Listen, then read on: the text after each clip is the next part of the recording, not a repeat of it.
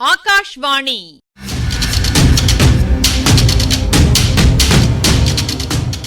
பொன்னியின் செல்வங்கள் வாசிப்பும் ஆய்வும்.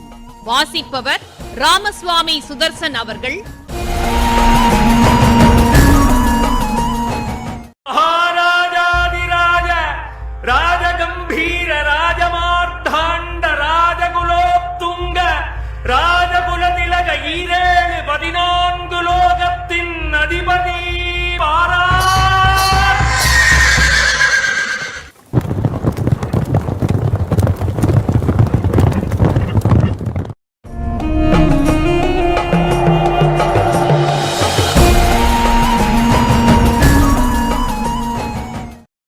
அந்த வலைஞர் குலப்பெண் சோகமாக இரு கண்களிலும் சமுத்திரமே திரண்டு இருக்கும்படியாக கண்ணீர் விட்டுக்கொண்டு தென்னை மரத்தின் மீது சாய்ந்து கொண்டு நின்று கொண்டிருந்தாளே, அந்த காட்சி அடிக்கடி தன் கண்முன்னே தோன்றுவதாகவும், அதைவிட கொலை நடுங்கும் ஒரு காட்சி அடிக்கடி தோன்றிக் கொண்டிருப்பதாகவும் குந்தவை பிராட்டியிடம் அவளுடைய தந்தை சக்கரவர்த்தி சொல்லிக் கொண்டிருந்தாள்.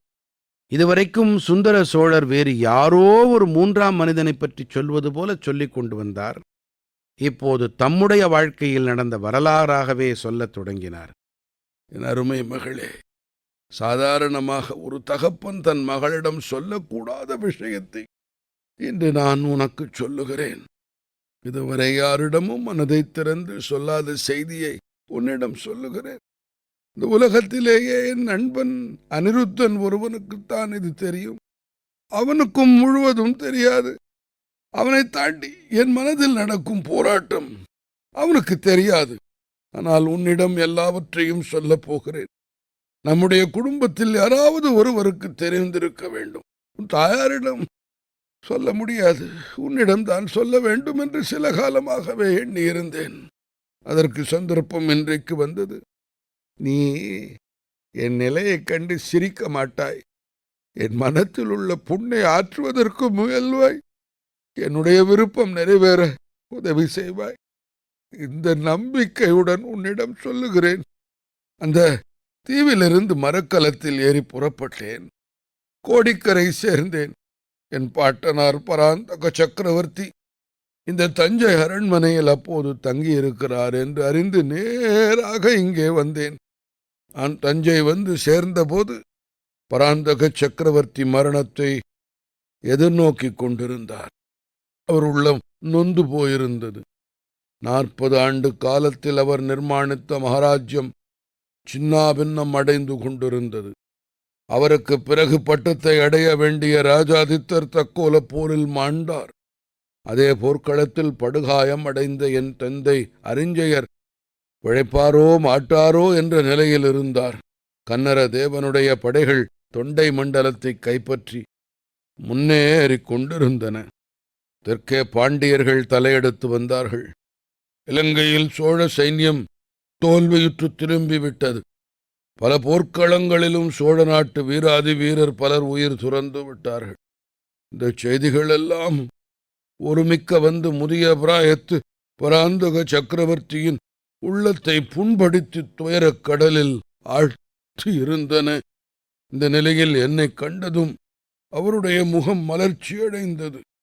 என் பாட்டனாருக்கு நான் குழந்தையா இருந்த நாளிலிருந்து என் பேரில் மிக்க பிரியம். என்னை எங்கேயும் அனுப்பாமல் அரண்மனையில் தம்முடனேயே வெகு காலம் வைத்திருந்தார். பிடிவாதம் பிடித்து அவரிடம் விடை பெற்று கொண்டு நான் ஈழ நாட்டுக்கு போனேன்.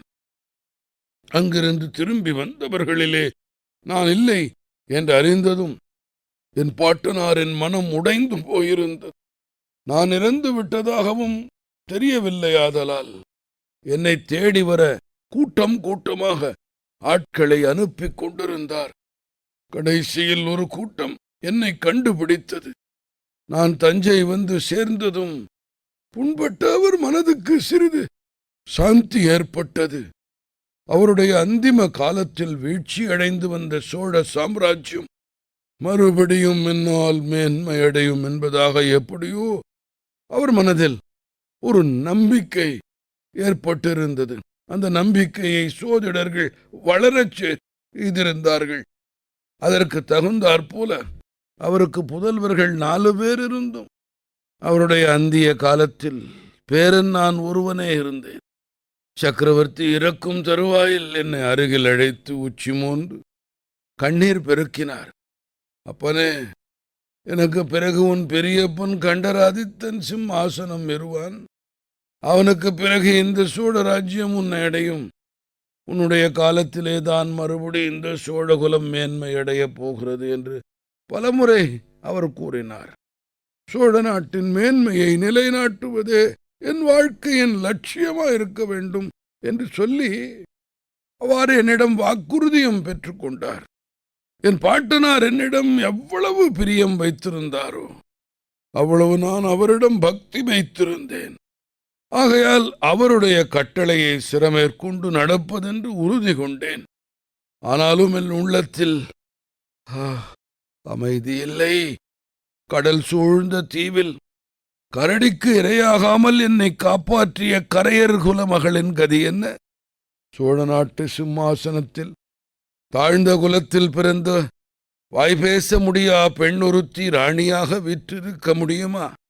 அரண்மனை வாழ்வு அவளுக்குத்தான் சரிப்பட்டு வருமா? நாட்டார் நகரத்தார் என்னை பார்த்து சிரிக்க மாட்டார்களா? இந்த எண்ணங்கள் அடிக்கடி தோன்றி என் மனத்தை சஞ்சலப்படுத்தின. இது மட்டுமன்று, என் பெரிய தகப்பனார் கண்டராதித்தர் சில காலத்திற்கு முன்புதான் 2வது கல்யாணம் செய்து கொண்டிருந்தார். அவரை மணந்த பாக்கியசாலி மழவரையர் குலமகள் என்பதை நீ அறிவாய். முதல் மனைவிக்கு குழந்தை இல்லை என்றால் 2வது மனைவிக்கும் குழந்தை பிறவாது என்பது என்ன நிச்சயம்? பெரியப்பாவுக்கு ஆண் குழந்தை பிறந்தால் ராஜ்யம் எனக்கு எப்படி வரும்? இதை பற்றி ராஜ்யத்தில் சிலர் அப்போதே பேசிக் கொண்டிருந்தது என் காதில் விழுந்தது. ஆனால் அத்தகைய சந்தேகம் யாருக்கும் உண்டாகக்கூடாது என்று மகாத்மாவாகிய என் பெரிய தகப்பனார் விரும்பினார் போலும். பராந்தக சக்கரவர்த்தி காலமான பிறகு கண்டராதித்தருக்கு ராஜ்ய பட்டாபிஷேகம் நடந்தது. அதே சமயத்தில் எனக்கும் யுவராஜ்ய பட்டாபிஷேகம் நடக்க வேண்டும் என்று என் பெரியப்பா புதிய சக்கரவர்த்தி ஏற்பாடு செய்துவிட்டார்.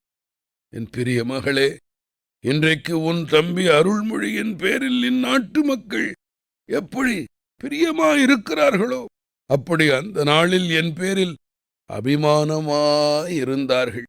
அரண்மனைக்குள்ளே பட்டாபிஷேகம் நடந்து கொண்டிருந்த போது வெளியிலே ஆயிரக்கணக்கான ஜனங்கள் ஆவலுடன் காத்திருந்தார்கள். புதிதாக முடிசூடிய சக்கரவர்த்தியும் யுவராஜாவும் சேர்ந்தாற்போல ஜனங்களுக்கு காட்சி தர வேண்டும் என்று அனைவரும் விரும்பினார்கள். அவ்விதமே பெரியப்பாவும் நானும் இந்த அரண்மனை மேன்மாடத்தின் 3லுக்கு வந்து நின்றோம். கீழே ஒரே ஜனசமுத்திரமாக இருந்தது. அவ்வளவு பேருடைய முகங்களும் மலர்ந்து விளங்கின. எங்களை கண்டதும் அவ்வளவு பேரும் குதூகலமடைந்து ஆரவாரித்தார்கள். நாம் இளவரசு பட்டம் சூட்டிக் கொண்டது பற்றி இவ்வளவு ஆயிரம் மக்கள் குதூகலம் அடைந்திருக்கிறார்களே!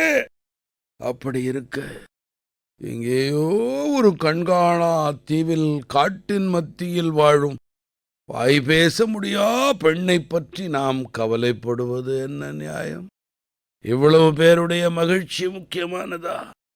ஒரே ஒரு வாய் பேச இயலா பெண்ணின் வாழ்க்கை முக்கியமானதா?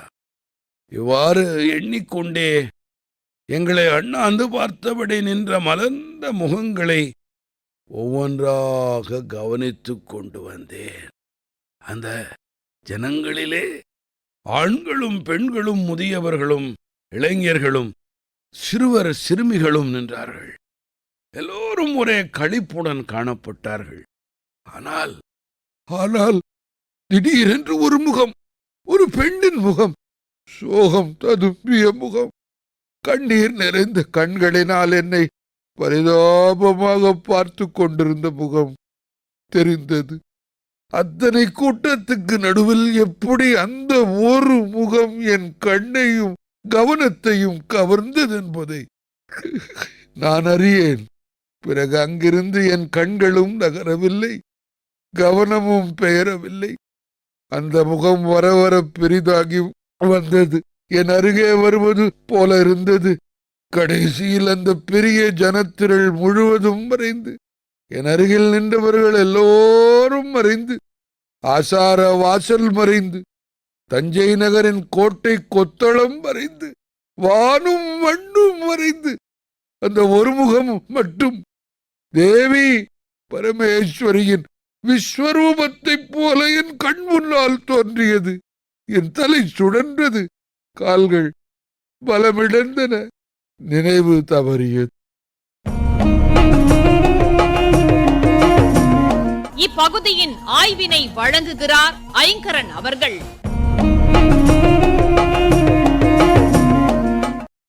யவ்வன பிராயத்துல உண்மையாக உள்ளம் ஒன்றுபட்ட ஒரு நண்பன் கிடைச்சா அதைவிட ஒருவனை பரவசப்படுத்தக்கூடியது வேற என்ன இருக்குது? காதல்னு ஒண்ணு இருக்கத்தான் செய்யுது. ஆனா அதுல எந்த அளவுக்கு இன்பமும் மலர்ச்சியும் உண்டோ அதை விட அதிகமா துன்பமும் வேதனையும் உண்டு. வந்தியத்தேவன் கந்தமாறன் இடையே நிலவிய நட்ப இந்த நெடுங்கதையின் தொடக்கத்திலேயே கல்கியார் விளக்கினது நினைவிருக்கும்.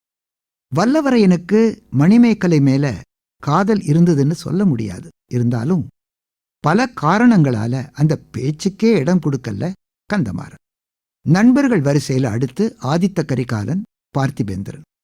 தொடர்ந்து அந்த பல்லவன் வற்புறுத்தி வந்ததால தவிர்க்க முடியாம நந்தினி விஷயத்தை பகிர்ந்துக்கிட்டான் ஆதித்த கரிகாலன். அப்புறம் சுந்தர சோழர், அனிருத்த பிரம்மராயர். வாலிப பருவத்துல வலைஞர் குல பெண் ஒருத்தியுடன் தன் நண்பன் நடத்திய சொர்க்க வாழ்வு பற்றி அனிருத்தருக்கு தெரியும். இம்மாதிரி அந்தரங்க விஷயத்த தந்தை மகளிடம் பகிர்ந்து கொள்ள வேண்டிய இக்கட்டான நிலைமை உருவாயிடுச்சு. சுந்தர சோழரின் தடுமாற்றத்தை பார்க்கும் நமக்கு ரொம்ப சங்கடமாயிருக்கு இல்லைங்களா? மோசமான உடல்நிலையிலேயும் தொடர்ந்து பேசிக்கிட்டு வர்றது கவலை தருது. அது மட்டுமா, எப்படிப்பட்ட வேதனையை சுமந்துகிட்டு வந்திருக்காரு. சரி, இந்த பகுதியில முன்றில்னு ஒரு சொல் வருது. இதன் பொருள் முற்றம், முன்பகுதி.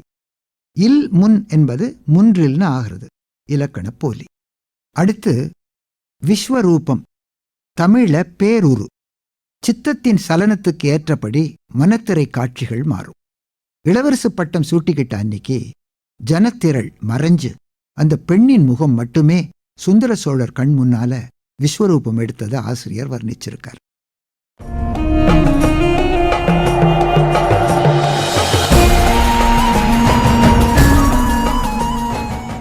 பொன்னியின் செல்வங்கள் வாசிப்பும் ஆய்வும் கேட்டீர்கள்.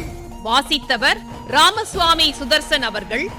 ஆய்வினை வழங்கியவர் ஐங்கரன் அவர்கள். படைப்பு சென்னை வானொலி நிலையம்.